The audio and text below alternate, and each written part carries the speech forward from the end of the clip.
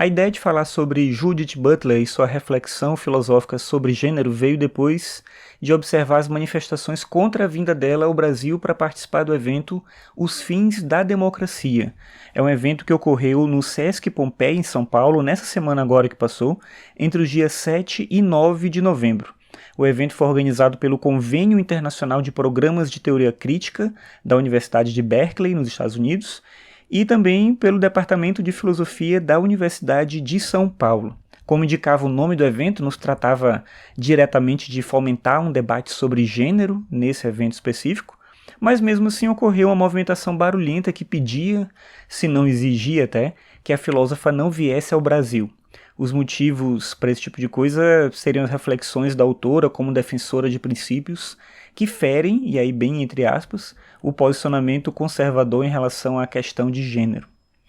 Isso parece um tanto grotesco, mas reflete bem o clima atual em que nós vivemos hoje, quando grupos organizados e de todos os tipos e posicionamentos ideológicos, diga-se de passagem, se sentem no direito de determinar o que deve ser feito e o que deve ser dito e para quem. De qualquer forma, o que me interessa aqui é a reflexão filosófica trazida por Judith Butler, algo que talvez boa parte das pessoas ainda não conheçam, mesmo que estejam rechaçando suas ideias e reflexões. O tema central da polêmica recente é um livro de Butler chamado Problemas de Gênero, Feminismo e Subversão da Identidade. Esse livro foi publicado nos anos 90 e discute a questão do feminismo e propõe uma reflexão filosófica sobre categorias como sexo, gênero e desejo. O elemento-chave lá era contestar o caminho corrente do feminismo e buscar uma reinterpretação do gênero a partir do conceito de performatividade, fugindo um pouco da distinção padrão e binária de sexo e gênero como alocações dentro da lógica do feminino como identidade fixa oposta ao masculino. Aqui eu me proponho a trazer um pouco dessa reflexão para ajudar as pessoas a entenderem a proposta de Butler, que no final de tudo é política e não meramente cultural ou comportamental, como parece ser a quem teve acesso às ideias dela por meio dos panfletos de ódio disseminados recentemente.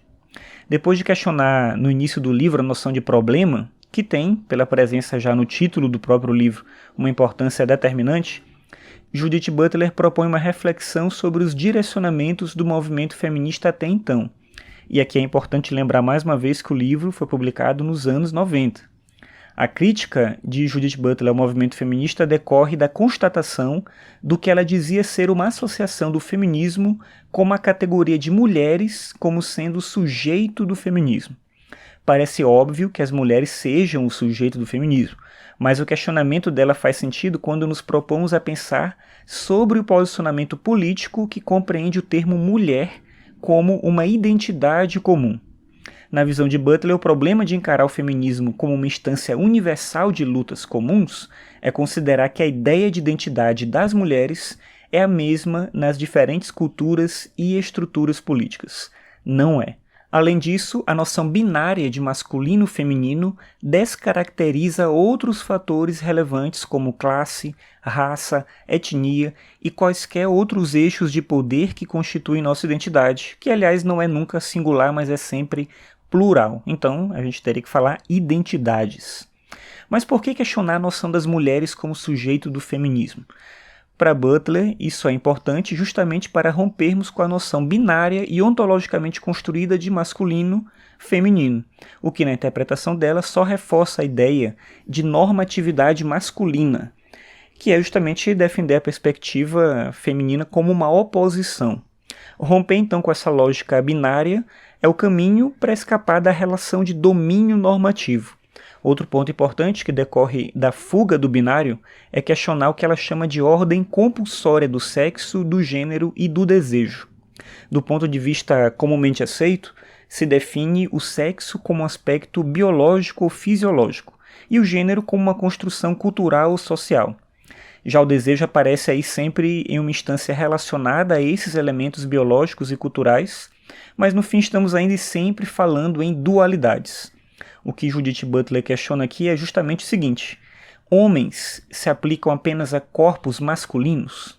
E o termo mulheres se refere apenas a corpos femininos? A partir desse questionamento, ela afirma então que não existe nenhum motivo razoável para que os gêneros devam permanecer apenas em número de 2. O principal motivo pelo qual insistimos nisso, de acordo com ela, é porque vivemos em uma sociedade heteronormativa. O fator determinante, portanto, é jurídico. Trata-se, e aqui ela traz para a discussão o Foucault, que é um autor de referência para a discussão que ela propõe aqui, trata-se então de controle dos corpos e dos desejos dos outros para fins políticos, econômicos e sociais. E assim fica mais claro entender o posicionamento de quem se coloca contra a sexualidade dos outros. Não se trata de uma defesa de princípios morais, o que já seria estranho, mas aí essa discussão fica para outro momento. Mas sim de uma luta por uma identidade comum, e aí se é uma identidade comum, ela é uma identidade ilusória, é claro, mas uma identidade comum que nos permitiria viver de forma simples, eficaz e pragmática. Butler retoma a partir disso a clássica afirmação de Simone de Beauvoir, quando esta diz, na obra O Segundo Sexo, que a gente não nasce mulher, torna-se mulher. O tornar-se mulher, nesse caso, é uma decorrência de uma compulsão cultural que nem sempre considera que o corpo é uma situação. Assim, e aí agora nas palavras de Butler, abre aspas, mulher é um termo em processo, um devir, um construir de que não se pode dizer com acerto que tenha uma origem ou fim. Fecha aspas.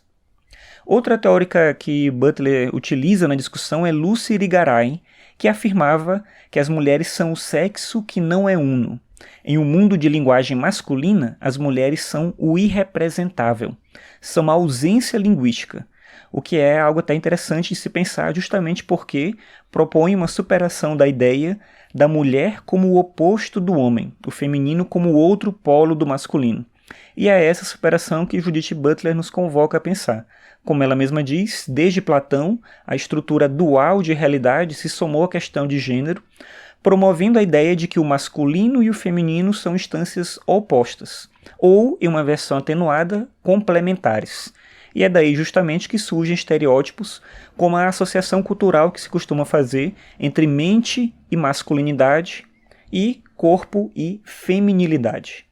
A superação da lógica binária, então, na interpretação de Butler, pode nos auxiliar a darmos um passo positivo na compreensão da vida em sociedade. Com o rompimento da estrutura padronizada de sexo, gênero e desejo, poderíamos começar a pensar sobre as pessoas, e não mais sobre as unidades de experiência que comportam essa pretensa busca por uma identidade comum, qualquer que seja ela. Daí a conclusão de que o gênero se insere não como uma identidade, mas sim como uma performatividade constituída. Entender isso é um começo de mudança na direção de um mundo com menos controle do corpo e da sexualidade dos outros. Um mundo em que nos ocupemos da felicidade, da completude, da própria vida e não da negação dela.